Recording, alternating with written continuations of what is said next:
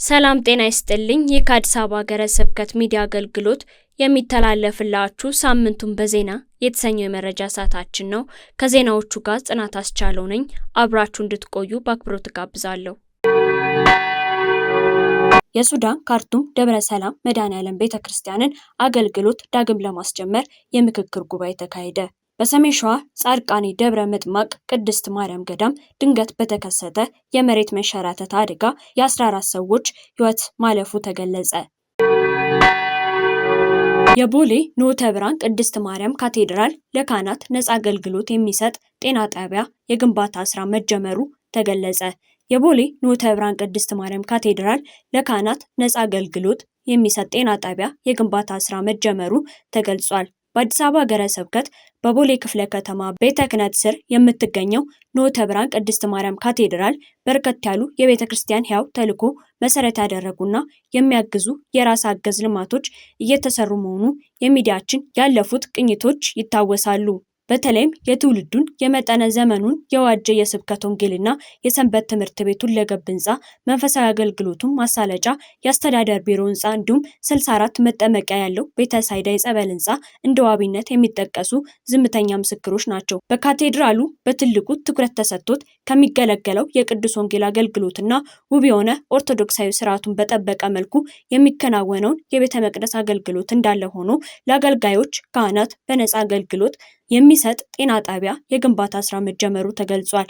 ቤተ ክርስቲያን የፈዋሹ አምላክ መመለኪያ ፈውስ የሚገኝባት ቤተሳይዳ በመሆኗ አዳኙ መድኃኔዓለምን በማመን በመንፈሳዊ ስጦታ በጸበልና በስጋ ጥበብ በሕክምና ምዕመናን ፈውስ እንዲያገኙ በማሰብ ከጸበሉ በተጨማሪ ጤና ጣቢያ መገንባቱ አስፈላጊነቱ ታምኖበት በካህናቱ ጸሎት ተባርኮ ስራ ተጀምሯል። የጤና ጣቢያው ግንባታ በከተማው በሚገኙ አጥቢያ አብያተ ክርስቲያናት ደረጃ ፈርቀዳጅ እንደሆነ የተነገረለት ሲሆን መሸ ለጸሎት ነጋ ለኪዳን በማለት የሚያገለግሉ የደብሩ ካህናት ከብዙ እንግልትና ወጪ በታደገ በነፃ አገልግሎት መስጠቱ በቦታ ርቀት፣ በሰዓት ማጠርና በገንዘብ ማነስ የሚፈጠሩ የመንፈሳዊ አገልግሎት መስተጓጎልን ከመቀነስ አኳያ ድርሻ ሰፊ ነው ተብሏል። ከጤና ጣቢያው በተጨማሪ በስርዓተ ቤተ ክርስቲያን በተክሊልና በቅዱስ ቁርባን ከብረው ጋብቻቸውን ለሚፈጽሙ ኦርቶዶክሳውያን ትዝታቸውን የሚሸምቱበትና የጋብቻቸውን ስርዓት በታሪክ የሚያስቀምጡበት የፎቶና የቪዲዮ መቀረጫ ቦታ ፋውንቴን እንዲሁም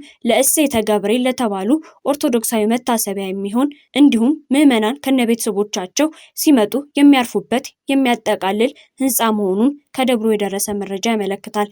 ህንፃውን አጠናቆ ለአገልግሎት ዝግጁ ለማድረግ የ2 ወራት ጊዜያት ብቻ እንደሚወስድ ተጠቁሟል። በመርሃ ግብሩ ላይ የካቴድራሉ አስተዳዳሪ መልአከ ብርሃን ሰለሞን በቀለ፣ ሊቀ ስዩማን ለዓለም አስማማው እንዲሁም የሰበካ ጉባኤ አባላትና የካቴድራሉ ማህበረ ካህናት ተገኝተዋል። 20 ሺህ የሚጠጉ ሰንበት ተማሪዎች የ2018 ዓ.ም የሀገረ ስብከት አቀፍ ምዘና ፈተናን ወሰዱ። የ2018 ዓ.ም የአዲስ አበባ ሀገረ ስብከት አቀፍ የሰንበት ትምህርት ቤቶች ምዘና ፈተና በየፈተና ጣቢያዎቹ በጸሎት ተጀምሮ በተሳካ ሁኔታ ተካሂዷል። በምዘናው የ4ኛ፣ የ8ኛ፣ የ10ኛ ክፍል የእርከን ማጠናቀቂያ ፈተና ከጠዋቱ 3 ሰዓት ጀምሮ በ191 ሰንበት ትምህርት ቤቶች 20 ሺህ የሚጠጉ ተማሪዎች ተፈትነዋል። የፈተናው ሂደቱ በአዲስ አበባና በክፍለ ከተሞች አንድነት የተውጣጡ ከ80 በላይ አስተባባሪዎች እንዲሁም ከየአጥቢያዎቹ የተውጣጡ ከ400 በላይ ፈታኞችና ሱፐርቫይዘሮች አስቀድመው በወሰዱት ስልጠና መሰረት በተገቢው ስነ ስርዓት ተከናውኗል።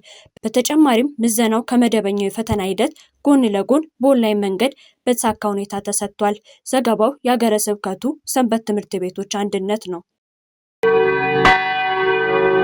የመንበረ ጸባዖት ቅድስት ሥላሴ ካቴድራል ያስገነባው ከ8 በላይ ወለሎች ያሉትን ዘመናዊ ህንፃ በቅዱስ ፓትርያርኩ ቡራኬ ተመረቀ። የኢትዮጵያ ኦርቶዶክስ ተዋሕዶ ቤተክርስቲያን መንበረ ፓትርያርክ የመንበረ ጸባዖት ቅድስት ሥላሴ ካቴድራል ከበኩረ ምዕመናን ከበደ ተካልኝ በስጦታ ባገኘው በ22 ማዞሪያ ጎላጎል ህንፃ አጠገብ ያስገነባውን ህንፃ በብፁዕ ወቅዱስ አቡነ ማትያስ ቀዳማዊ ፓትርያርክ ርዕሰ ሊቃነ ጳጳሳት ዘኢትዮጵያ ሊቀ ጳጳስ ዘአክሱም ወዕጨጌ ዘመንበረ ተክለ ሃይማኖት ቡራኬ ተመርቆ አገልግሎት መስጠት ጀምሯል። በህንፃው ምርቃት ብፁዕ አቡነ ሳዊሮስ የመንበረ ፓትርያርክ ጠቅላይ ጽሕፈት ቤት ዋና ስራ አስኪያጅ፣ የደቡብ ምዕራብ ሸዋና ሸገር ከተማ ሀገረ ስብከት ሊቀ ጳጳስ፣ ብፁዕ አቡነ ዲዮስቆሮስ የቅዱስ ሲኖዶስ ዋና ጸሐፊ፣ የራያ ሀገረ ስብከት ሊቀ ጳጳስ፣ ብፁዕ አቡነ ሕርያቆስ የአዲስ አበባ የሀዲያና ስልጤ ሀገረ ስብከት ሊቀ ጳጳስ፣ ብፁዓን አበው ሊቃነ ጳጳሳትና ጥሪ የተደረገላቸው እንግዶች ተገኝተዋል። ሊቀ ስልጣናት ቆሞስ አባ ሲራክ አድማሱ የመንበረ ጸባዖት ቅድስት ሥላሴ ካቴድራል አስተዳዳሪ የእንኳን ደህና መጣችሁ መልእክት አስተላልፈው ጸሎተ ኪዳን ደርሷል። ለአከ ሰላም ሽታው ብርሃኑ የካቴድራሉ ዋና ጸሐፊ የህንፃውን ስራ በተመለከተ ሪፖርት አቅርበዋል። በሪፖርታቸውም በኩረ ምዕመናን ከበደ ተካልኝ የግል ይዞታቸው 1636 ካሬ ሜትር ቦታ ለካቴድራሉ በስጦታ የሰጡ ሲሆን በዚህም 1080 ካሬ ላይ ያረፈው ከምድር በታች የመኪና ማቆሚያ ጨምሮ ባለ 9 ወለል ያለው ባለ 2 ሊፍት ህንፃ ሲሆን ለግንባታው ከ200 ሚሊዮን በላይ ወጪ መደረጉንም ገልጸዋል። ሊቀ ስልጣናት ቆሞስ አባ ሲራክ አድማሱ በህንፃው ስራ ያጋጠመውን ችግሮች እና የተወሰዱ መፍትሄዎችን ገልጸው በስራው ድጋፍ ያደረጉትን ባለድርሻ ተቋማትና ግለሰቦች አመስግነዋል። የአዲስ አበባ ሀዲያና ስልጤ ሀገረ ስብከት ሊቀ ጳጳስ ብፁዕ አቡነ ሕርያቆስ ይህ ህንፃ በቤተ ክርስቲያን በየክብረ በዓላቱ የሚከናወነውን ጥላ መዘግዘቅና ልመና በማስቀረት ቤተ ክርስቲያን በኢኮኖሚ ራሷን ችላ መንፈሳዊና ማህበራዊ አገልግሎቷን እንድታከናውን የሚያደርግ ነው ብለዋል። የህንፃ ግንባታው ስራውን ሌሎች አድባራትና ገዳማት ሊማሩበት ይገባል ሲሉ መልእክት አስተላልፈዋል። ብፁዕ ወቅዱስ አቡነ ማትያስ ቀዳማዊ ፓትርያርክ ርዕሰ ሊቃነ ጳጳሳት ዘኢትዮጵያ ሊቀ ጳጳስ ዘአክሱም ወዕጨጌ ዘመንበረ ተክለ ሃይማኖት ህንፃው ረጅም ጊዜ ወስዶ እንደመሰራቱ አጨራረሱ ያማረ የሰመረ ነው። ይኸውም ለካቴድራሉ ዘላቂ ጥቅም የሚሰጥ ነው ብለዋል። መርሃ ግብሩም በብፁዕ ወቅዱስ ፓትርያርኩ ጸሎተ ቡራኬ ተጠናቋል። መረጃው የኢትዮጵያ ኦርቶዶክስ ተዋሕዶ ቤተክርስቲያን ቴሌቪዥን ነው። በጻድቃኔ ማርያም የመሬት መንሸራተት አደጋ መከሰቱ ተገለጸ። በሰሜን ሸዋ ጻድቃኔ ደብረ ምጥማቅ ቅድስት ማርያም ገዳም ድንገት በተከሰተ ርዕደ መሬትና የመሬት መንሸራተት አደጋ የ14 ሰዎች ህይወት ማለፉና በ5 ሰዎች ላይ ከፍተኛ ጉዳት መድረሱ ተገለጸ። ከክረምቱ መግባት ጋር ተያይዞ በተከሰተው ከፍተኛ የዝናብ መዝነብና የመባረክት ድምፅ በገዳሙ በጻድቃኔ ማርያም ደብረ ምጥማቅ ቅድስት ማርያም ገዳም ርዕደ መሬትና የመሬት መንሸራተት አደጋ በድንገት በመከሰቱ ለጸበልና ለሱባኤ ለመሳለም ከአራቱ አቅጣጫ በተሰበሰቡ በጻድቃኔ ማርያም ልጆችና ወዳጆች ላይ እጅግ አስደንጋጭና ልብ ሰባሪ ሐዘን መድረሱን በሀገረ ስብከቱ ተገልጿል።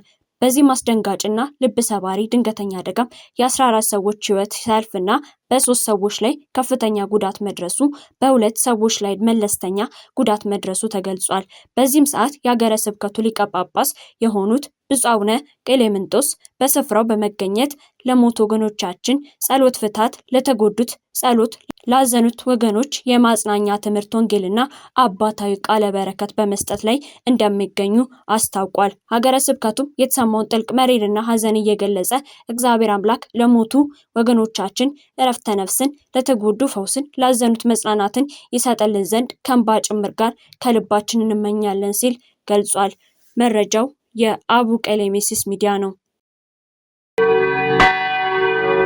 የጸደኒያ ስመኝ ማርያም ገዳም ያሳነጻቸው የተለያዩ ሱቆች የያዘ የገበያ ማዕከል በብፁዕ አቡነ ሳዊሮስ የመንበረ ፓትርያርክ ጠቅላይ ቤተ ክህነት ዋና ስራ አስኪያጅ የሸገር ከተማና የደቡብ ምዕራብ ሸዋ ሀገረ ስብከት ሊቀ ጳጳስ ተባርኮ ተመርቋል።